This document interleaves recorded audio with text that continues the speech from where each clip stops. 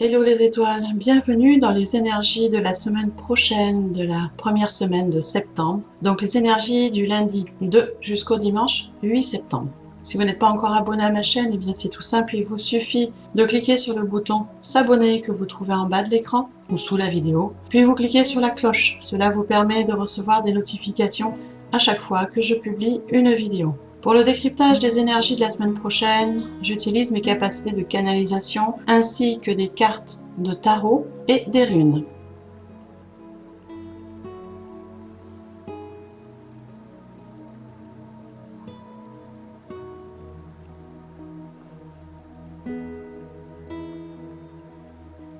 Pour la première partie de la semaine, donc de lundi à mercredi, c'est la carte de l'araignée qui est arrivée. Fileuse experte, l'araignée tisse l'illusion, la durée de vie, les alphabets, les langues, la magie. C'est la tisseuse du temps. Elle annonce l'éveil de nos énergies créatrices. Par ailleurs, les araignées nous apprennent à rassembler nos énergies pour que les fruits de nos efforts viennent naturellement à nous. La carte est arrivée à l'envers. Cela signifie que l'araignée nous dit de nous montrer patients, de cesser de mettre la pression pour être récompensé de nos efforts. Il faut vraiment mettre en place la patience. Avec cette carte est arrivée la rune Ansus. C'est une rune qui est liée à l'élément air. C'est une rune qui amène de la force. Elle symbolise le souffle divin qui donne vie. C'est une rune qui représente l'ordre, la stabilité sur laquelle on peut compter dans les moments difficiles. C'est aussi la rune de l'enseignement, de la parole et des rêves, c'est-à-dire qu'elle apporte conscience et pouvoir sur notre vie. Il est donc temps sur cette première partie de semaine, c'est de prendre conscience de ce qui se passe dans notre vie, de prendre conscience de là où on en est, de prendre conscience des fondations que nous avons mis en place, de continuer bien sûr notre travail, et d'être patient quant aux résultats qui vont payer par la suite.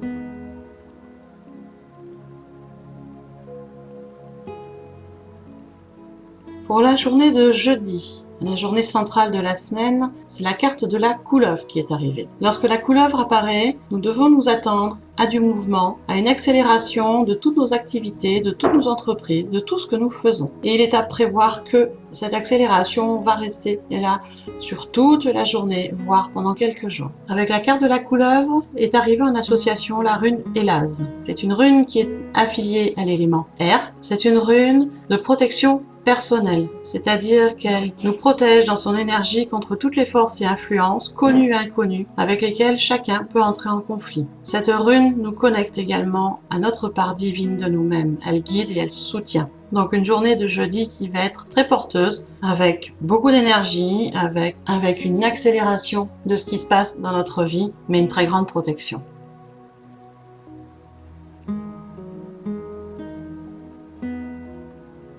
Pour la dernière partie de la semaine, c'est la carte de l'écureuil qui est arrivée. Bien que l'écureuil ne soit pas un symbole de grande prospérité ou de gains financiers importants, son apparition est tout de même le signe que nous sommes engagés sur la bonne voie, que nous avons posé les fondations et pris les dispositions qui vont nous permettre de prospérer et de réussir. Les écureuils nous enseignent à équilibrer le cycle de l'accumulation et de la répartition. Et comme cette carte est arrivée à l'envers, il est possible que nous en fassions trop dans un sens ou dans l'autre. C'est-à-dire que soit nous accumulons trop de choses, trop d'énergie, trop de richesses, et que nous ne les répartissons pas très bien, c'est-à-dire qu'on garde tout pour nous et qu'on ne redonne pas aux autres. Il faut que les énergies circulent, quelle que soit l'origine de l'énergie. Ou sinon, on est trop dans l'autre sens, c'est-à-dire qu'on est trop dans la répartition. Ça veut dire que le peu qu'on a, on le répartit aux autres, et on n'en garde pas du tout pour nous, ce qui n'est pas bon du tout. Donc on nous demande vraiment de trouver un équilibre entre accumulation et répartition. Et cela vaut aussi,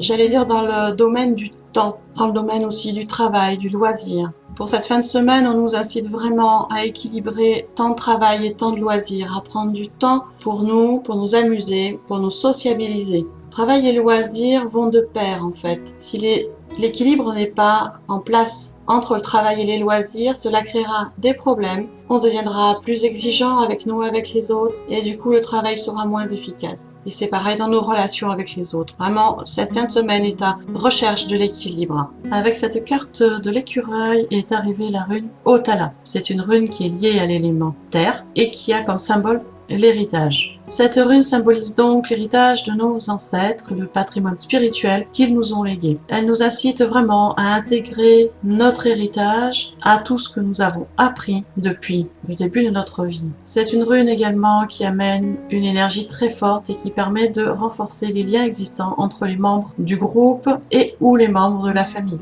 C'est vraiment une rune qui unit au tout, au présent, à l'héritage ancestral, aux énergies ancestrales, à ce que nous faisons maintenant. Elle est vraiment un lien.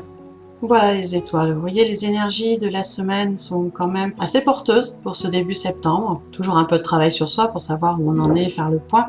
Et trouver notre équilibre, c'est important de se retrouver dans cette zone neutre, dans ce point zéro qui nous permet d'être bien ancré, bien aligné avec soi et donc bien aligné avec notre chemin de vie. Si vous voulez en savoir plus sur l'animal totem et sur les runes de la période concernée de la semaine, je vous invite à vous inscrire sur le Petit Mot Doux. C'est un mail que j'envoie 3 fois par semaine, lundi matin, jeudi matin et vendredi matin, dans lequel vous avez la photo de la carte et de la rune de la période concernée. Je vous donne plus d'explications sur l'animal totem et sur la rune et je vous donne aussi des conseils pour avancer sur votre travail personnel, que ce soit des méditations à faire, des fois des exercices, des questions à se poser pour pouvoir avancer. Pour vous inscrire, c'est tout simple. Il vous suffit d'aller dans le descriptif sous la vidéo. Vous trouvez un lien en rapport avec le Petit Mot Doux. Vous cliquez dessus et vous vous laissez guider. C'est un mail qui est gratuit et qui vous permet d'avoir une guidance simple pour la semaine. Donc faites-vous ce plaisir, faites-vous ce cadeau, inscrivez-vous et nous nous retrouvons très rapidement sur le Petit Mot Doux. En attendant, je vous souhaite un bon dimanche, une merveilleuse semaine et on se retrouve bientôt.